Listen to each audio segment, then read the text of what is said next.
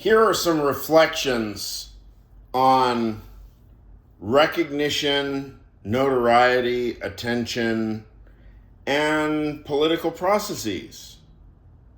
Did you get that? Notoriety, recognition, attention, and political processes.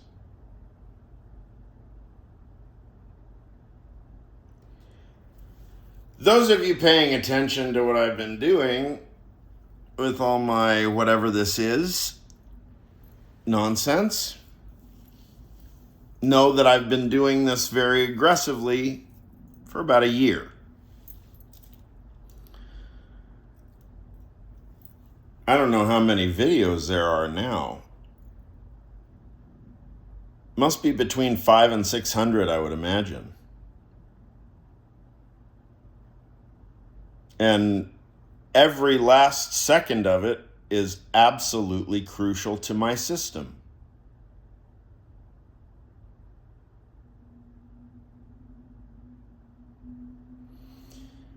Now, I don't know, what is your impression of me?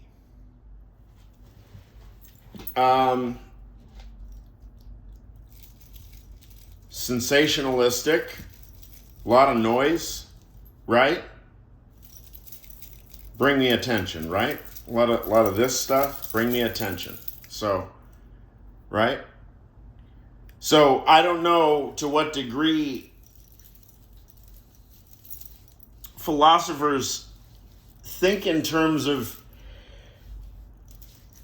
online exposure and likes and engagement, whatever that is, and commentary and troll bulletin boards or whatever. Serious philosophers, they don't have no business with those things. And that includes me. I mean, if I have a friend that does post a comment from time to time, it's once in a blue moon. These things usually only just develop between interpersonally. I was saying the other day, and I think that this probably tracks, my rough kind of ballpark feeling for how a sentence is supposed to be analyzed is you're required at least two individuals who are working together in good faith, and if they want to discuss some given sentence, it would take between 1 and 2 hours to have a conversation about the sentence and even just get clear about who has what position and what the parameters of the discourse are. And this is all completely and utterly commonsensical. I will assume that this is the way, especially people of learning and of letters, approach all conversation anyway.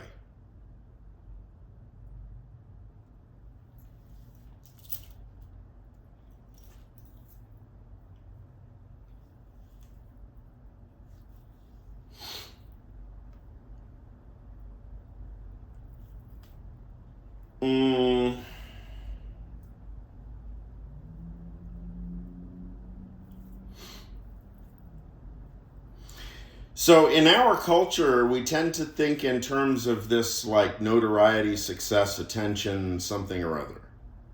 And it's Oedipal, mostly. It's a defensive posture that involves some degree of repression, the theory of which I have my own theory of repression I've discussed elsewhere.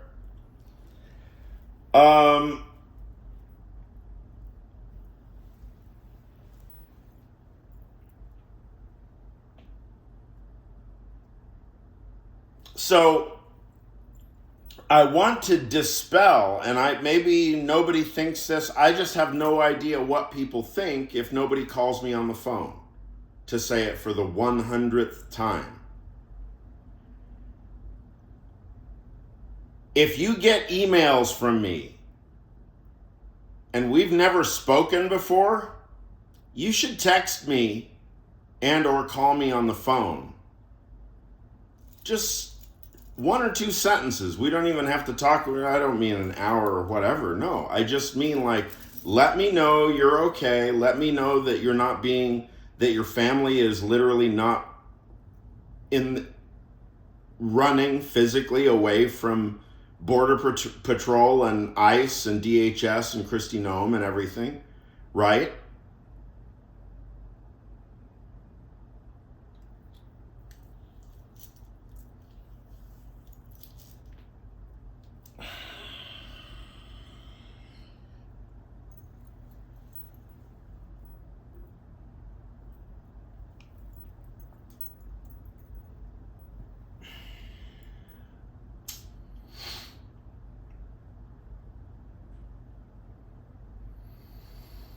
So I need to dispel any ideas that I'm doing this for notoriety.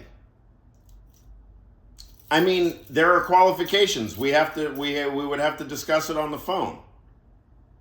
Clearly, I will get notoriety for doing this. There's no question about that. The question is not about me. The question is about you. I want to make sure you're not confused about why I'm doing this. That's why I have, over the past months, plural, addressed any and all questions about my physical and or mental well-being and about my sex life. I've also addressed questions about my professional life so that we can know roughly where it is that I stand, where I speak from when I speak. So that you know when I say parousia, I really mean parousia. I am telling you the truth.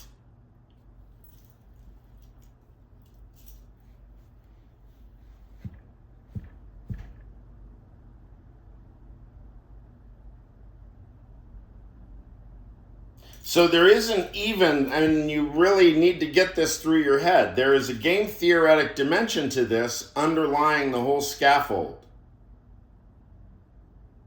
And my entire approach has to do with the game theoretic analysis of the positions of any and all other thinkers. That's my metaphysics. I've articulated my metaphysics on a previous thing. It took me a half an hour, and I've explained it there. It's from yesterday or the day before.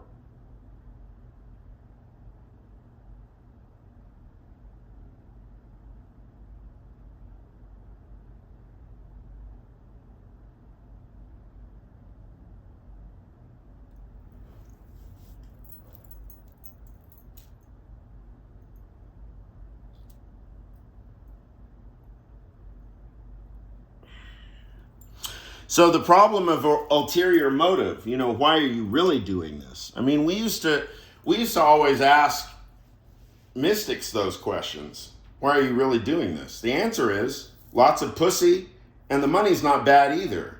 If you're, a halfway decent quack. I mean, charlatan, right? The money. Have you ever seen video footage of Rajneesh? All those Rolls Royces and Rolexes and shit? I don't know if he was into sex, but his students certainly were.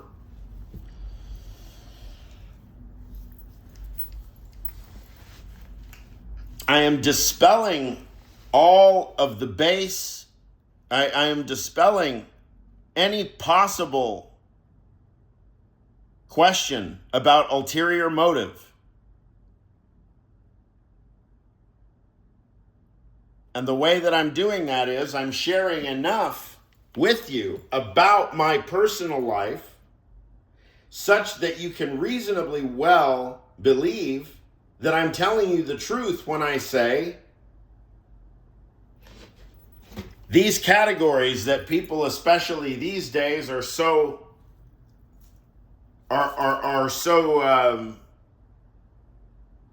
vulnerable to. Bill Gates categories, Jeffrey Epstein categories, right? Donald Trump categories.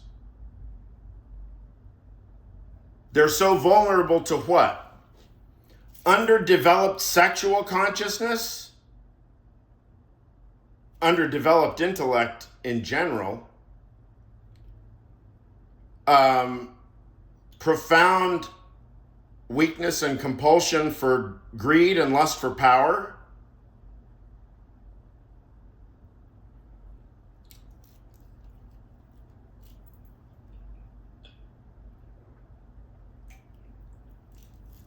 See, with all of the frustrations about everybody out there right now, the reason why we're frustrated with their hypocrisy is that they have an axe to grind. They have a fucking thing to sell. They're trying to accumulate likes and engagement or money or whatever the fuck, right?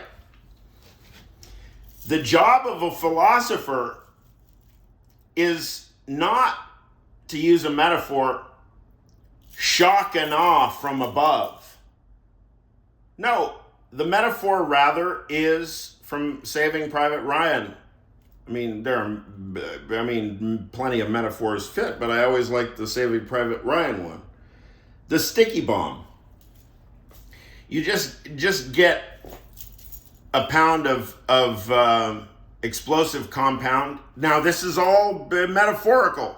Metaphorical. I want nothing to do with anything explosive, anything bullets, but I don't want to be in 100 miles away from any of it. I teach 100% ahimsa, nonviolence. So we're clear. Nevertheless,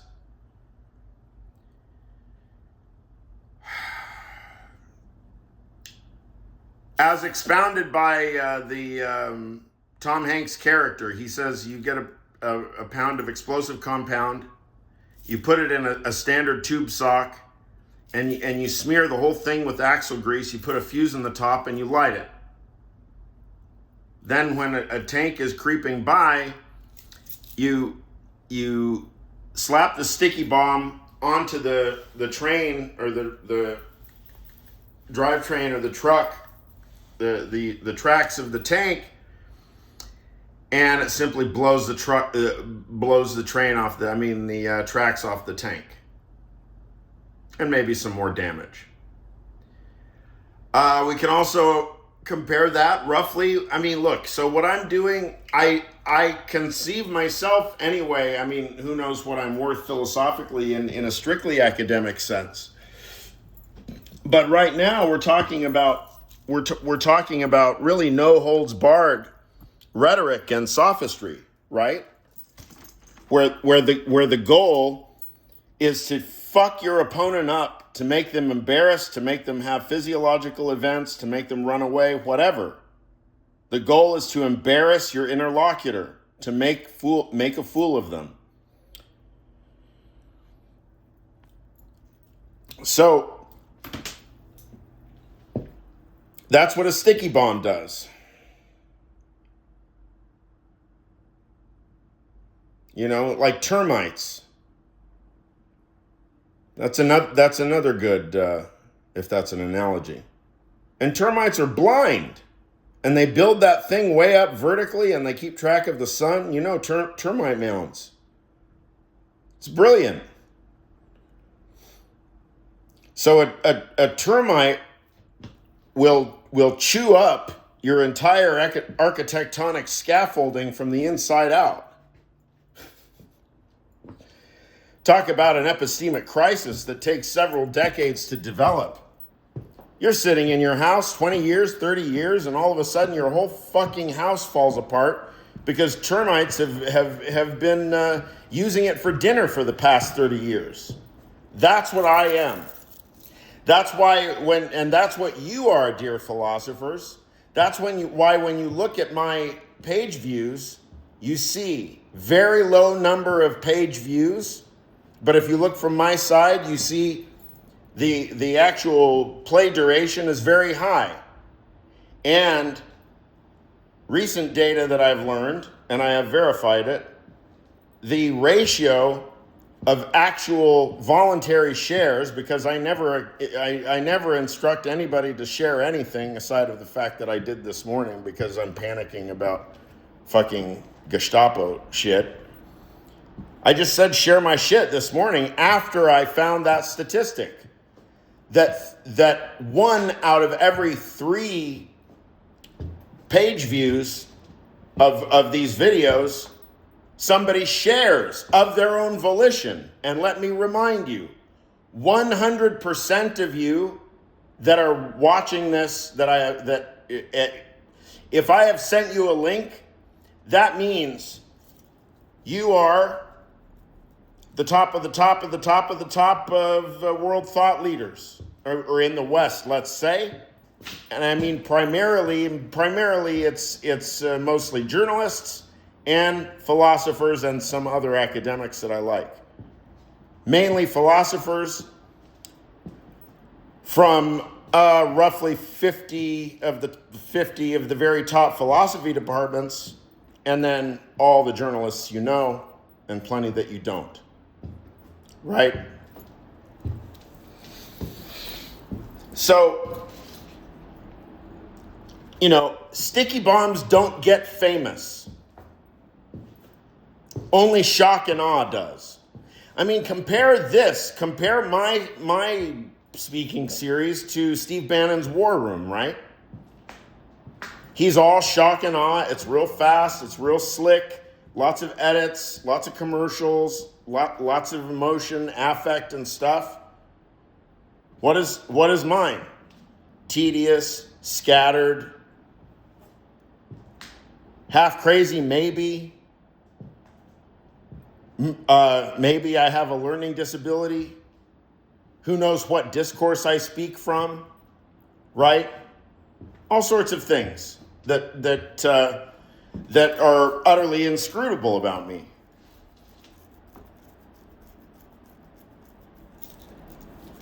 Sticky bombs are inscrutable.